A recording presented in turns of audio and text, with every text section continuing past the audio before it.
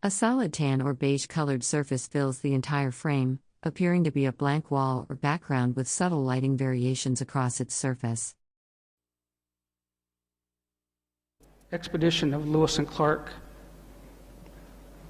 and that our main purpose is to commemorate our ancestors for their contributions and preservation of our heritage. We intend to include cultural resource protection, sacred sites protection, cultural interpretation, and education for all those who will be visiting our areas. And my final statement is in regards to the Nez Perce War of 1877. As I mentioned, there were many chiefs, others that were part of that war. But there's one statement that I will leave you with. And again, I'm not saying this in a negative manner, but I think that's what we truly believe today. But one of the warriors stated, "We strive to maintain our historical and cultural values in order to preserve our identity.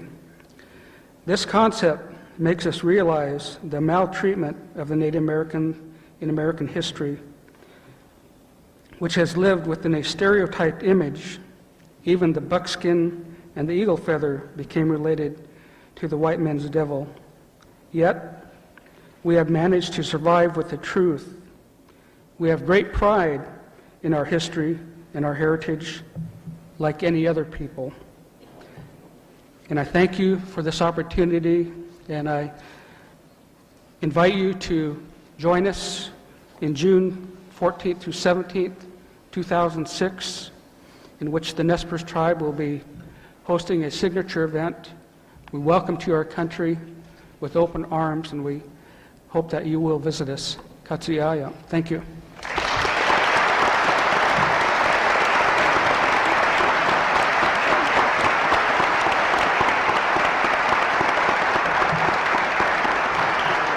Thank you, Chairman Penny. Roberta Bobby Connor, and since I massacred names, that's my history, I don't say names very well. I'm not even going to pronounce your Indian name. Bobby is a director of a phenomenal cultural institute, a visitor center of learning. Fantastic. I've been there many times. She's with the Confederate Tribes of Umatilla Indian Reservation in Pendleton, Oregon. Prior to becoming the Institute's director in 1998, she worked for the U.S. Small Business Administration for 13 years. She is a Cayuse, Umatilla, and Nez Perce, and a member of the... A person in a dark jacket with pins stands at a wooden podium with microphones, looking downward. The setting is a formal indoor space with beige walls and wooden flooring. Confederate Tribes of the Umatilla. She holds degrees from the University of Oregon and Willamette University's Graduate School of Management, and she has also been a very effective co-chair of the Circle of Tribal Advisors of the Bicentennial Council. Bobby Connor.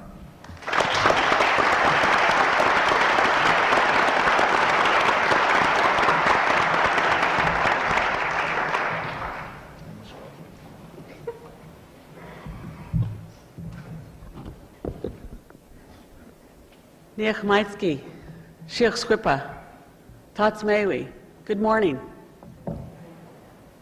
Good morning.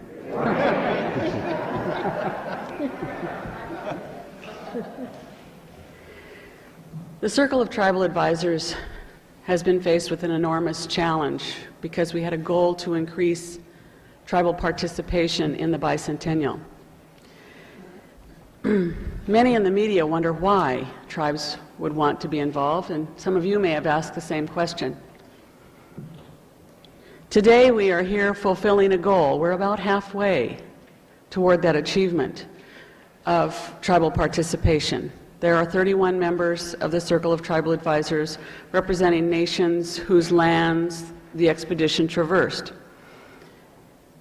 We hope that the number will be closer to 70 by the time the end of 2006 rolls around. And with Gerard's help, because he's visited at least 70 or 80 reservations in the last year, we hope to get there. The fulfillment of this goal is very important, and I'd like for you to acknowledge CODA's accomplishment, not mine, but CODA's.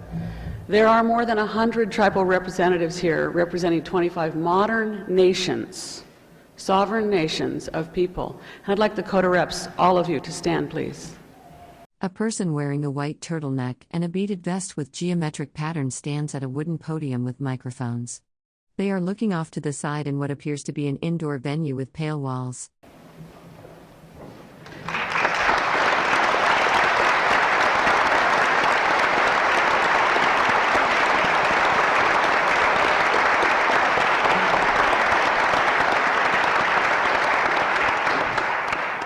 If you would like to know more about what we've talked about today, please visit the student gallery on the 3rd floor of Newcomb Hall or the exhibition area where tribes also have displays and products.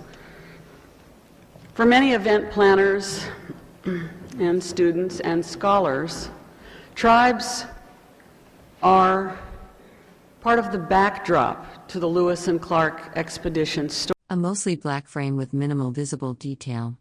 A small warm-toned object or light appears in the lower right corner against the dark background. Just part of the landscape through which they traveled. That's half right. We are part of the landscape. But the part that's wrong is that we're backdrop. I submit to you we are the story, the tribes and the land. This story has always been about land. It will always be about land. People who wonder why we're involved need to understand that we are here today and at every other signature event and Lewis and Clark planning meeting, not because it's fun, necessarily, but because we're still here. We are grateful to ancestors who made tremendous sacrifices so that we might be here, to tell you their history, to take care of the gifts the Creator gave us that you moved on to. We can't tell that story if we don't go to the meetings, if we don't come to the conferences, and if we don't speak to audiences. That's why we're here. Because against incredible odds, we have survived the last 200 years. Or in the case of our friends from Monacan and other Eastern tribes, the last 500 years. That's a story that's not told very often. We hope that the bicentennial is that opportunity, and most of you are in a position to help make that happen. I'm going to talk a little about land, a little about law, and a little about time. We've been on these lands for more than 10,000 years. It doesn't matter whether it's 9 or 12 or 14 or 18. We've been here longer than anyone else. When the expedition came through our homelands, there were no state boundaries. There were no county jurisdictions. There were no municipalities. Everybody else in this story is a Johnny-come-lately. We have a lot to share. It's important to understand that relationship with time because many of us come from very small nations. The Confederated Tribes of the Umatilla Indian Reservation is only about 2,350 people of Cayuse, Walla Walla, and Umatilla descent, the names we're now called. The people you meet here, the 6 of us here representing the Confederated Tribes of Umatilla, the delegation representing Blackfeet and Nez Perce and Shawnee and Chinook, Nehalem Clatsop, and Tillamook. A person sits at a wooden podium with microphones, wearing a cream-colored long-sleeved shirt and a beaded vest with geometric patterns in red and tan. They have long dark hair and silver earrings, and are looking off to the side. There are not a lot of us. You have the opportunity to learn from those of us who are here, and from those who have places for you to learn about their culture in their homeland, like we do. We have been Naimuma Natitaitma, Titokan, Himyuma, people, relatives, on the land for a long, long time. We're not going to go anywhere. Maya Lin recently visited our reservation because we're working jointly on the Confluences Project to memorialize some of our ancestors and what they've given us and what the Creator's given us. And she asked about racism, and we told her about racism. And she asked how we endure it and answer visitors' questions so politely, and why. And I suggested to her that I've watched my elders endure some horrible things, but they have been gracious and polite because we know one thing they don't, those who insult us. We're going to be here forever. We will get the last word.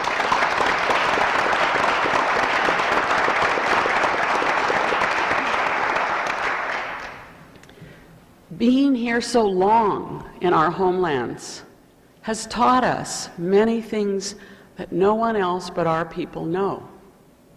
It's a form of empiricism. Living someplace for 10,000 years, you'll learn a little bit about your home. Our people make decisions based on that long time on the land. And sometimes, much to the dismay of other event planners, it takes us a long time to make a decision. But that's okay. We have that time, most of the time.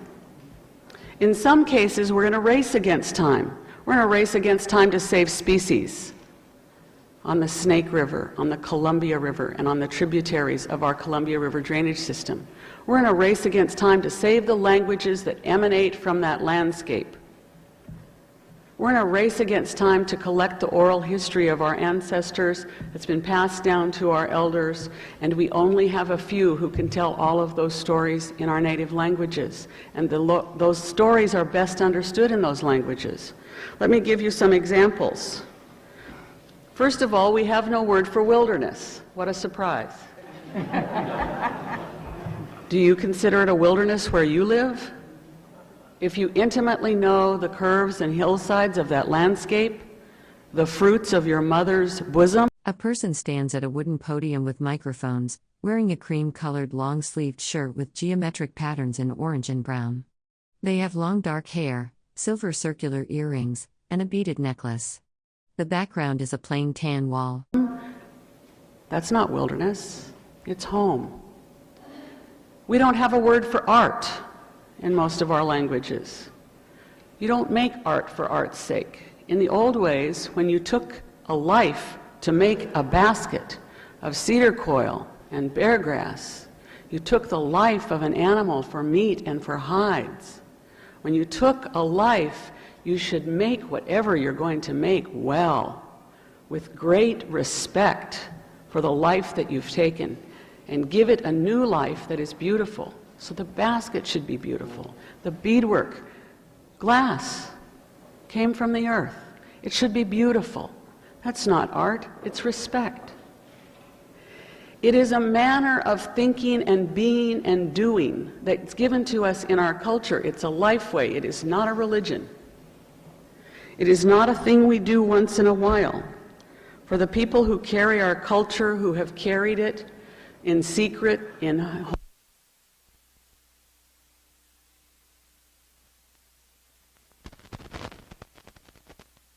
have been called backward, fort Indians, blanket Indians, people who've gone back to the blanket.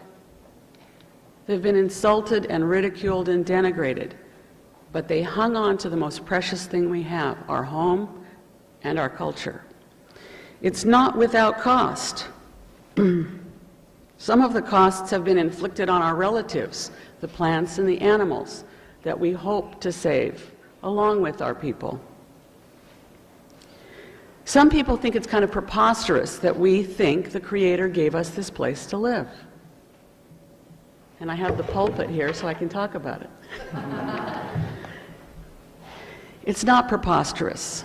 In academia, this construct is called exceptionalism. We were given this gift from the Creator, a place to be. As a matter of fact, our people believe all of the people in the universe were given a place to live. And when people emigrated on the Oregon Trail through our country, we wondered what they had done to the place where they lived that they needed to live in our place.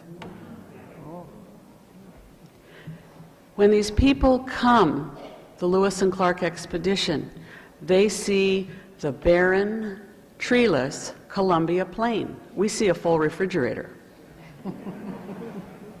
Our roots, our berries, the meat, the fish, the medicinal plants and herbs, they've sustained us for thousands of years. But nobody realized that we had advanced food preservation technology. It didn't require salt, it didn't require brine. The lessons that the land and the animals have taught us over that 10,000 years are... A person stands at a wooden podium with microphones, wearing a cream-colored long-sleeved shirt with an orange and brown geometric pattern vest. They have long dark hair and are gesturing while speaking in front of a beige wall. ...are something others should be interested in. We have tried to raise money to save languages on many reservations. And the reason we do this is that these languages are a reflection of the ecosystem. They emanate from that landscape. You want to save the ecosystem? Help save the languages. Peter Buffett has invested in the Leadership Conservation Project through EcoTrust in Portland, Oregon and in Canada. And a gift was made to a young man who is Nez Perce Cayuse, named Philip Kashkash, because of his indigenous leadership in conservation of a language group. The language comes from the land. The land is home. There is nothing peculiar or strange about the idea that the Creator gave us that place to live and take care of. What's peculiar to us, on the other hand, is the idea of manifest destiny, that the Creator gave it away twice. I think He has a pretty good memory. Of course, that's how the notion of heaven is constructed anyway. That there's a record of what we've done. And when manifest destiny, the divine ordination of a people to come and change the landscape and make it productive, occurred, that was foreign, that was alien, that was peculiar. It continues today all over this country. And that's why cultural resource protection and natural resource protection are the top goals of most of the tribes who are involved in the Circle of Tribal Advisors. We have to hang on to what we have left, and we have to fix what we've made a mess. That's our goal for the bicentennial. In our homeland, 5 minutes? 2 minutes. In our homeland, we have some goals, and one of them is this: that the people who live in the 6.5 million acres that was once our domain will know that Lewis and Clark renamed those places. They had names when they came. Those names are still there. All of our neighbors in the states and counties that were once our homeland need to understand that 2005 is important to the Confederated Tribes of Umatilla, the Confederated Tribes of Warm Springs, the Confederacy of Bands and Nations at Yakima, the Nez Perce Nations, because it's the 150th anniversary of our treaty. And when we talk about our treaty, we're talking about rights that our ancestors were smart enough to reserve so that we could continue our lifeways. When we talk about our treaty, we're talking about how you got title to our... A person stands at a wooden podium with a microphone, wearing a cream-colored long-sleeved shirt with a beaded vest featuring geometric patterns in red, orange, and brown tones. Pearl earrings and a beaded necklace are visible. The setting is an indoor room with tan walls and white trim. Land. And Congress didn't ratify most of those treaties, only 370 out of 800 plus. So when people talk about the place the Creator gave us to live, you might understand why it's so hard for us to watch it be looted and vandalized and desecrated and bulldozed. It is not our mother's bosoms, fruits, that should be desecrated. It is not the gifts the Creator gave us that should be desecrated.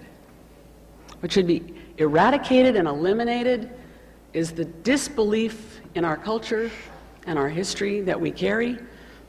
What should be eliminated is the racism that our people face regularly and routinely, and the highest forms of government to the lowest level of Lewis and Clark planning. You can help us. We invite you to do that. Thank you.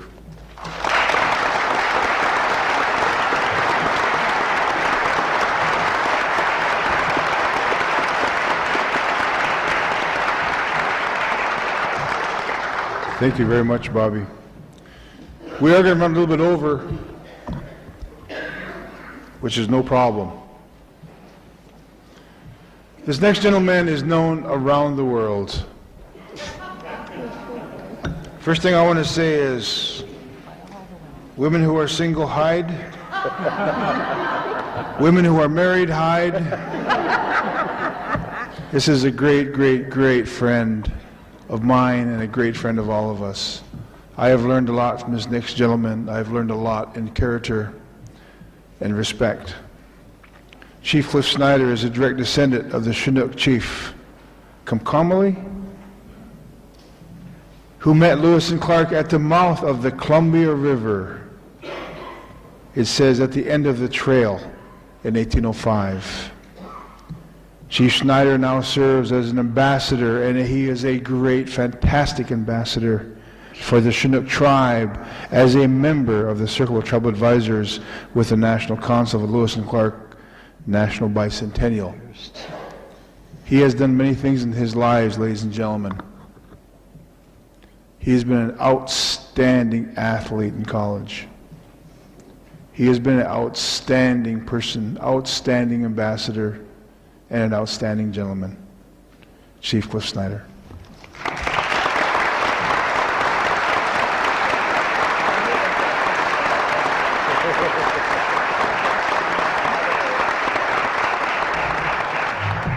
I'm almost embarrassed.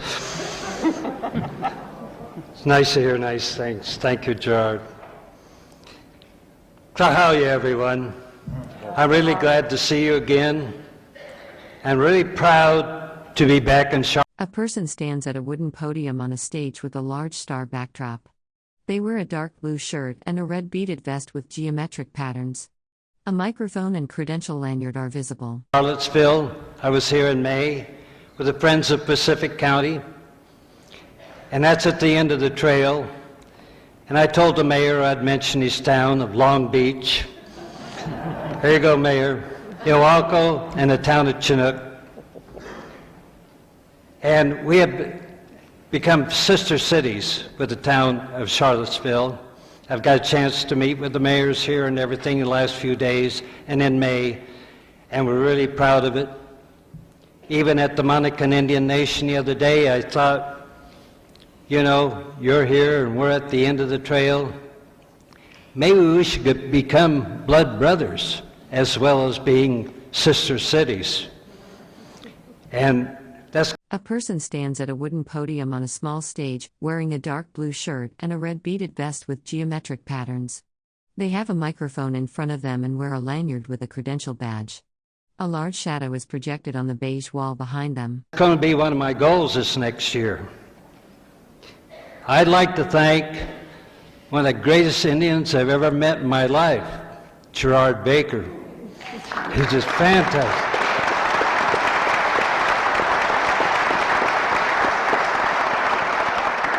And I'd like to thank him and the University of Virginia for hosting this event today.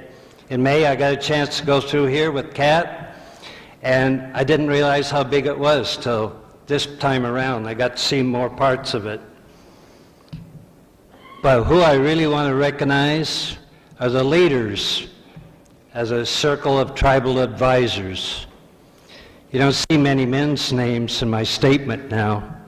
I'd like to thank Sammy and Bobby and Amy and Dark Rain and Jermaine for all the making it possible for the Chinook Indian tribe to take part in this, I'm going to say celebration. The only thing we celebrate is our survival. But we'd like to join in this commemoration. Thank you very much. I'm going to have to put this in fast forward because I know we got things to do.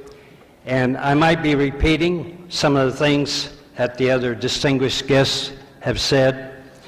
So if I get lost here, I'm getting a little older and I may have to look at my notes, and I'll try and get through as fast as I can. There may be a little irony in my presentation to start with, but I'll try to go over it lightly because I don't want to express any grievance today, and I want this to be... A person wearing a red beaded vest over a black shirt stands at a wooden podium with a microphone, speaking in what appears to be an indoor presentation space with beige walls. A happy time. As you know, the Monica Indian Nation, who are the host tribe of this event, are an unrecognized tribe by the Bureau of Indian Affairs. I got a chance to go out to the reservation the other day with the Honorable Chief and all of his patriots out there, and it's just wonderful. Put on one of the best dinners I've ever had in my life. Thank you, Chief. It's fantastic. And here we are, the Chinook Indian tribe, who just recently have become recognized again, and they were stripped of our recognition with the new administration. If any of you guys have any pull in Washington, D.C., give us a hand, will you please? And yet both of these tribes have committed ourselves to take a very active part in a Lewis and Clark commemoration. And the reason we are here today, the Chinooks I mean, is because we joined in a partnership with U.S. Fish and Wildlife. We'd be going places speaking, I would say something and they would run the little movies of it and so forth. And we attended a meeting in Lewiston, Idaho, about 3 years ago. And we brought up the fact we were unrecognized, and there was an hour discussion with the National Council. And it was decided at that particular meeting that we would talk about it the next day. We did. It went on for another hour. And at that time, the National Council decided that we would include all Indians on the trail, whether they're a recognized tribe or not. So the two of us sitting there at that particular time saw it grow to over 60 tribes now on the trail. And Bobby mentioned it may be 70. And they're coming from all over. Sometimes I go to meetings and 45% of the audience are Indians. If you look up to the audience today, then you can see what I'm talking about.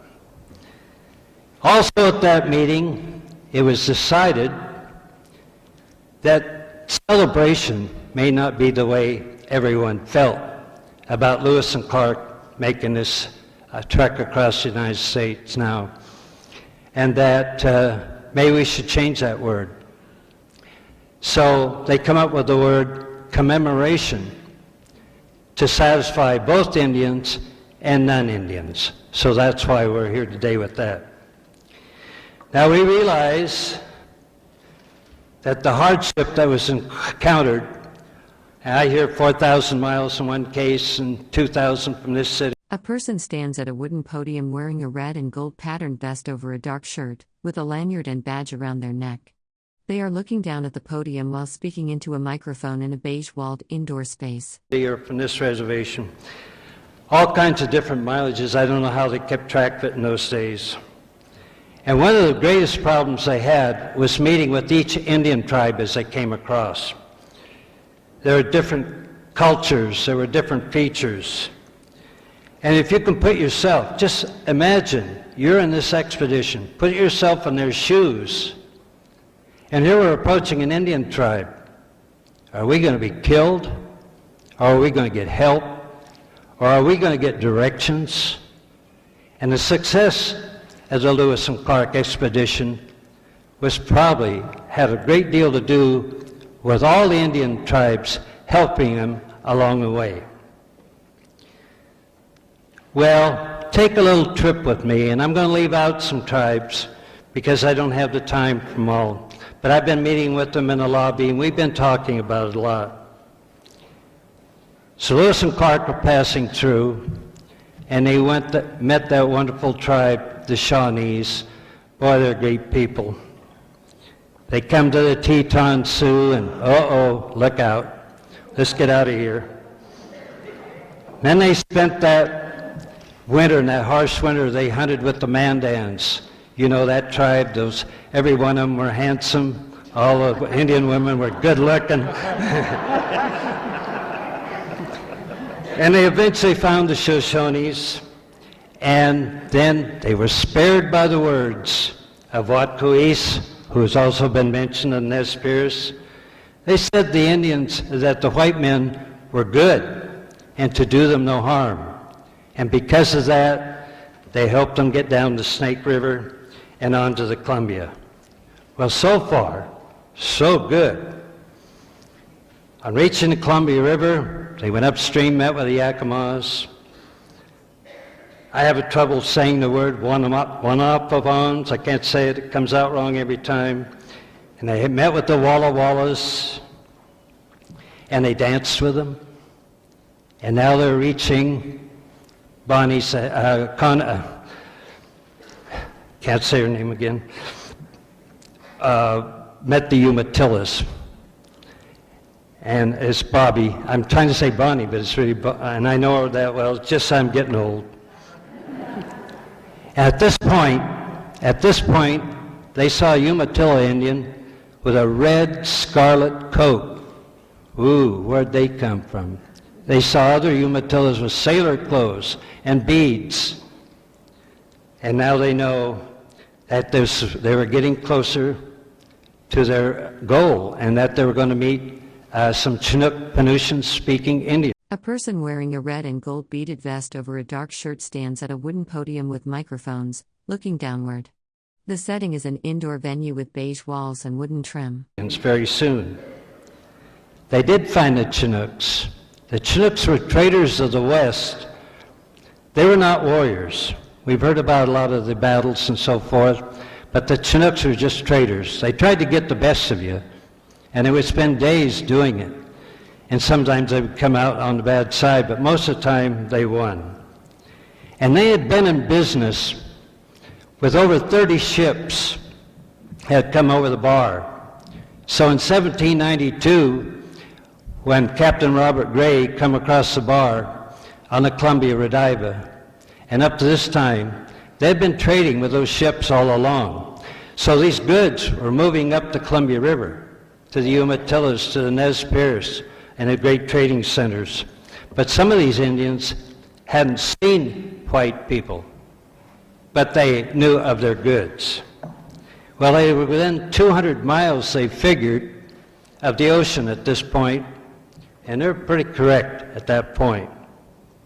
But all of a sudden, the languages started to change very radically. Now Chicagoia and the others in the party who were doing the interpreting had no way of communicating with these Chinook Indians. They had a Kikis dialect of the Penutian language, which was very guttural and very hard to even understand, let alone figure out what they were saying. So they started relying on hand signs. Sometimes in the paintings you'll see Chicagoia doing hand signs, trying to figure out what everybody was trying to do. They came to the Wishram and the Wasco Indian country, and both of those tribes spoke that Chinook language. And this area is getting now around the historic Celilo Falls, which is one of the greatest trading centers in the whole world. Indians came from Alaska, they came from across the Rocky Mountains, they came from down the river, every place to trade at this particular place. They traded obsidian for fish and vice versa. There's some great pictures of the local Indians dip netting salmon at Celilo Falls. And I should mention at this point, Bobby and her tribe have really been pushing the reclamation of this area for when the 22 million people come down the trail. At Celilo, here's these rocks, and the water is cascading through, and the salmon are jumping up in the air, and so the Indians are dip netting them. But these falls are gone now. It's just flat like a lake. A person in a red beaded vest stands at a wooden podium with multiple microphones, looking downward. They wear a beaded necklace and lanyard with an ID badge. The background is a plain tan wall with white trim. It's just like Ilchi said, that someday the white man will come, and the red fish will come no more, because the waters will have been stilled. I don't know how she could forecast that, but she did that way back then.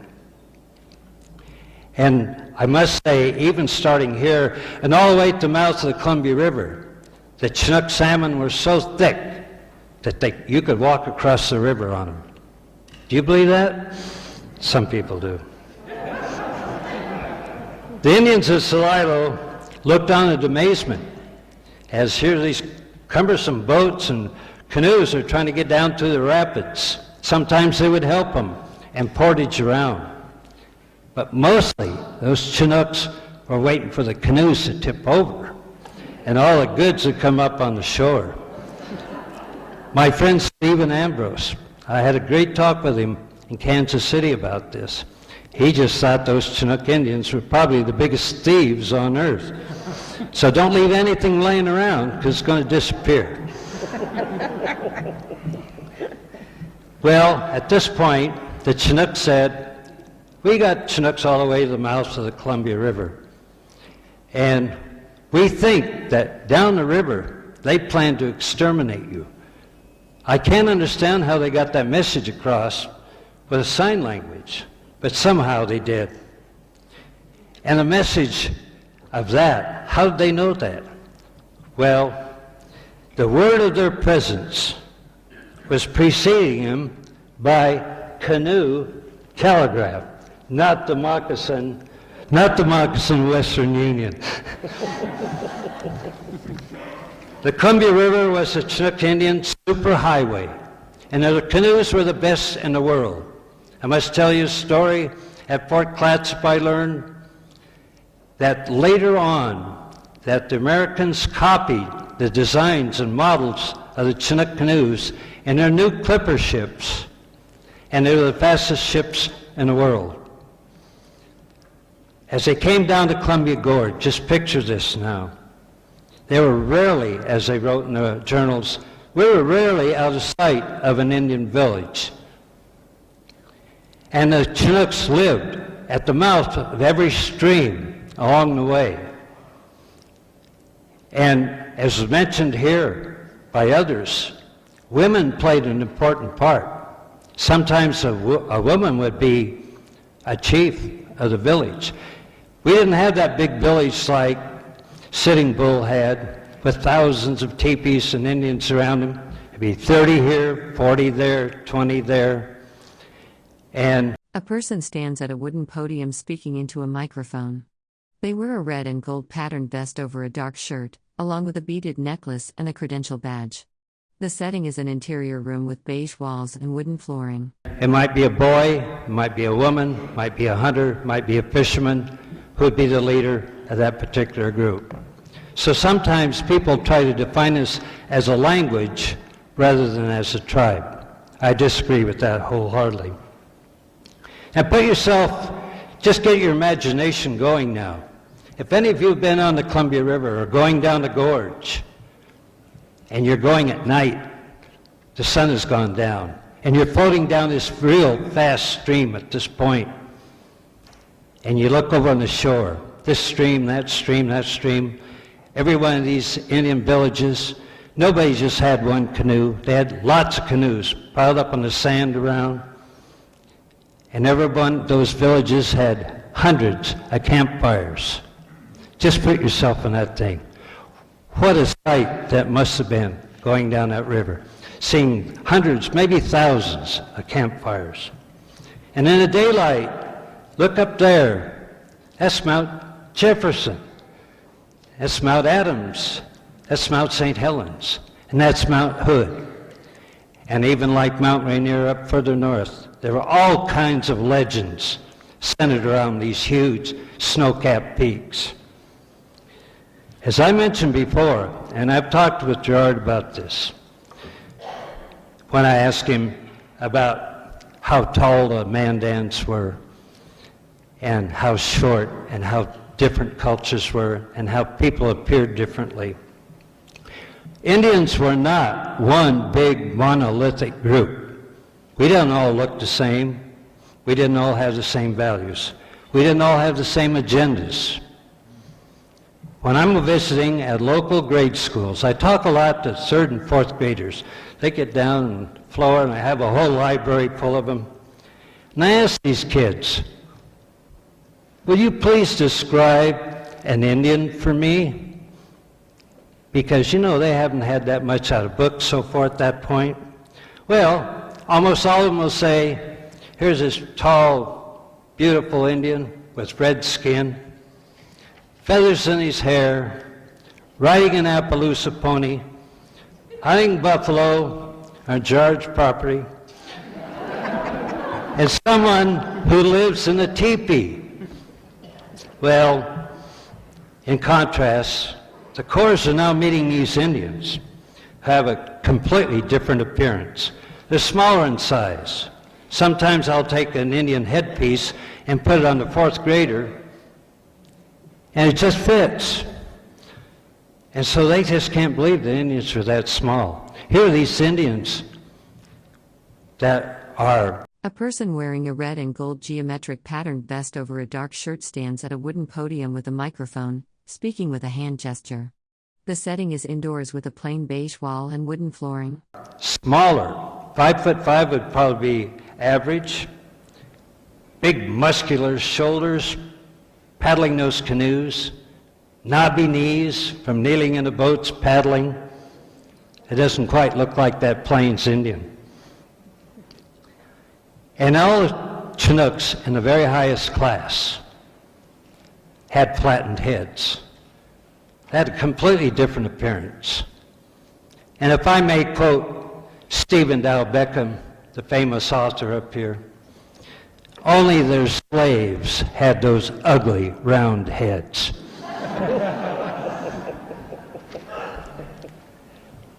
Now we don't see any more teepees, or we don't see any more tule houses made of reeds.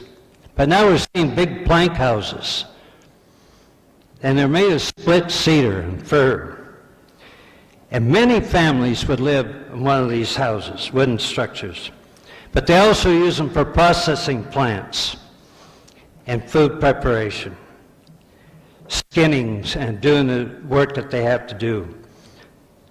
I know at one plank house at Cathapoodle, where Lewis and Clark stopped on the way back in 1806. There were 14 long houses, 900 Chinook Indians, and here was a plank house that was 220 feet long, made of split cedar. Many, many families living in that. Can you remember, I got to get to this quick. Can you remember, would you think about putting that 220-foot structure into a football field, how much room you'd have left? And think of the roof repair bill over 300 years. Well, I'm just going to skip over here faster, but I will say one thing. The kids will ask me questions like, where'd the Chinooks come from? Heck, we didn't come from any place. They think we come across the Bering Strait, but most of us feel we've been here forever. We were put here by the Creator over 10,000 years ago, or at the beginning of time, whatever it is. In fact, we have lived here Lewis and Clark figured that there were 16,000 Chinooks living in this area at that time, and there were more Indians living on the west coast than there were white people living on the east coast, and you've heard that. Well, I'll tell you this, we are still 2,000 strong, Every Indian that's been up here today has said something about. A person stands at a wooden podium with a microphone, wearing a red and gold geometric patterned vest over a dark shirt. They gesture while speaking in a beige-walled indoor space with wooden flooring. We are still here. Despite displacement and disease, I'll tell you one thing, the Chinooks are a sovereign tribe. We have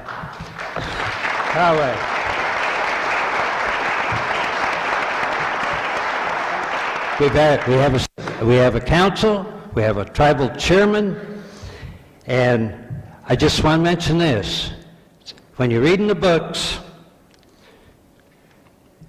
we have a Chinook wind, we have a Chinook jargon, we have a Chinook Army helicopter, we have a $3 million Chinook bar pilot boat, we have a Chinook wind casino, and we have the most famous Chinook fish in the world, and our office is in Chinook, Washington.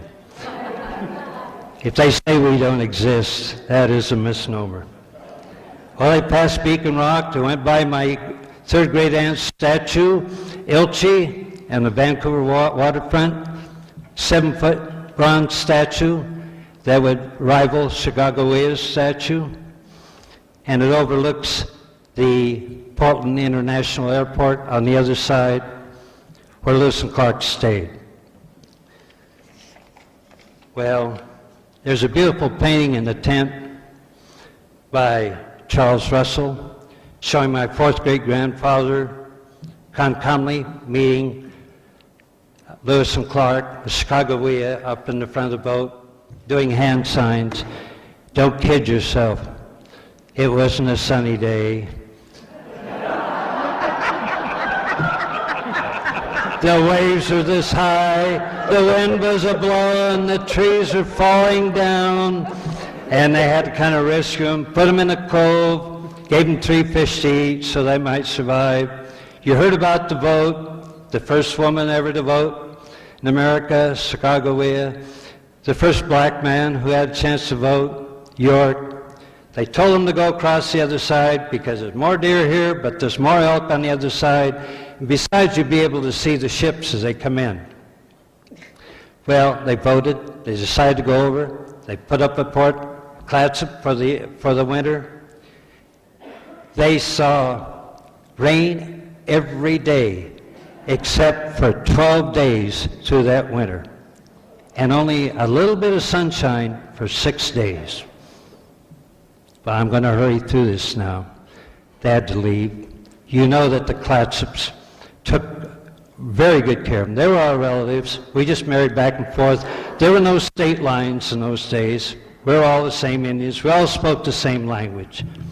And a person stands at a wooden podium with a microphone, wearing a red beaded vest over a dark long-sleeved shirt. They gesture while speaking in a room with beige walls and wooden flooring. They left, got ready to leave. Of course, they got 3 meals a day because the Indians helped them with food. But the ship Lydia came in while they were there. They didn't see it. The Chinooks on the other side said, sorry, the Chinooks have already gone back. So they missed that free ride home. How history would have changed if they got back on that boat rather than coming back to the plains. Well, they decided to come back. I just took 2 little tales here. They left the fort. Commemoration, who was the chief of the Clatsops, left it to they left it to Commemoration and his tribe. We have some of his descendants up here in the crowd today who feel they still own Fort Clatsop rather than it belonging to the national parks. No one's proved yet it doesn't belong to them. But they took off, and we need one more canoe. So they stole a canoe. And so they took off, and they thought, well, Indians have been taking things from us, maybe it wouldn't hurt. They got up the river and they took the wrong channel, and here come an Indian after them, a Catholic Chinook, just a paddling to beat the devil, and he finally reached them and he said, you're in the wrong channel, come back here.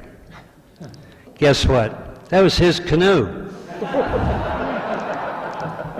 So he had another canoe of his own, so they decided at that point give them 2 elk skins, and everybody was happy. Well, the ship Lydia came. They told them they were gone, so it disappeared. And they got that. And so the people had one more little incident that I have to tell you about. Besides the fact of thinking about packing a baby all the way across the continent and taking it back. How would you like to pack, how would you like to be in Janie's shoes and carry that baby that far on those times, let alone today? But anyway, this Skaloot Chinook saw this beautiful Newfoundland dog.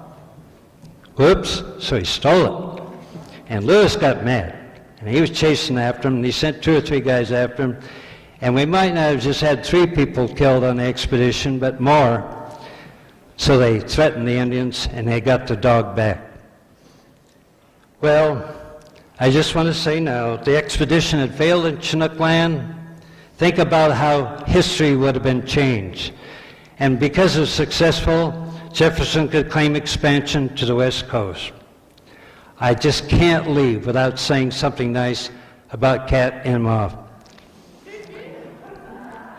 She has traded. A person in a red and yellow beaded vest stands at a wooden podium with a microphone, speaking with an animated gesture. They wear a credential lanyard. The setting is indoors with beige walls and wooden flooring. It's so great over these last 3 years. I almost have a tear. But you and your staff have been so wonderful at Monticello. I have to applaud you, and I think everybody else should applaud you for the job you do.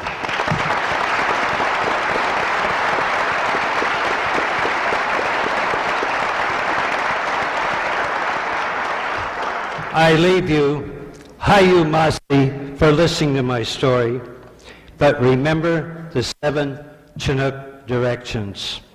I think you know, the people have been listening to me over the times know what they are. There's east and there's west. There's north and south. There's up and there's down. And there's a direction of your heart. Klosikakwa.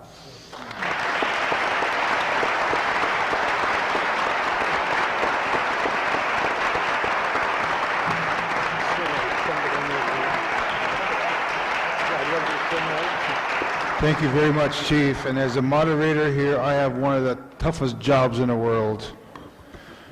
I want to thank, we haven't got time for questions, and I guess the questions, I hope you have a lot of them, because these folks are not only here all week, we have American Indians in this campus all over the place.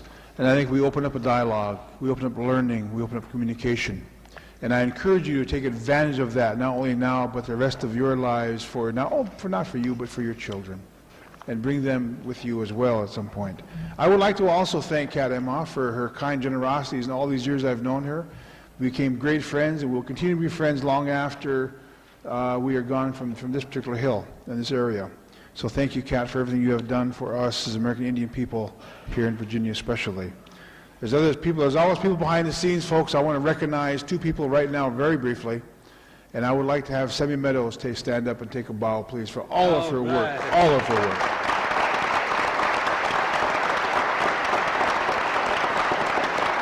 Another one I'd like to recognize right now, again, who's done a lot of work behind the scenes, we never hear about, but a lot of work, and that's Jana Pruitt.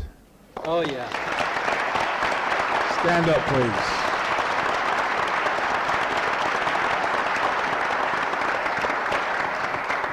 And I want to apologize to my panel for cutting them off all the time, but again, they're going to be here, very distinguished panel. And I would like to add one more thing besides the panel. I would like to have every American Indian in this room stand up and take a bow, please.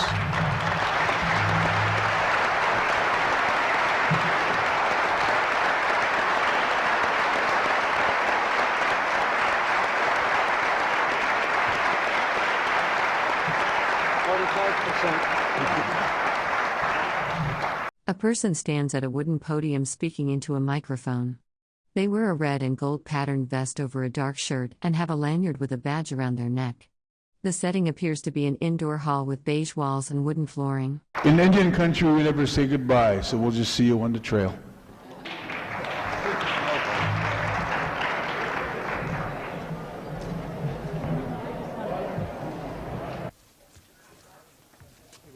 hey. Call Sammy's supposed to have it. Here at all. That would have been the next worst thing.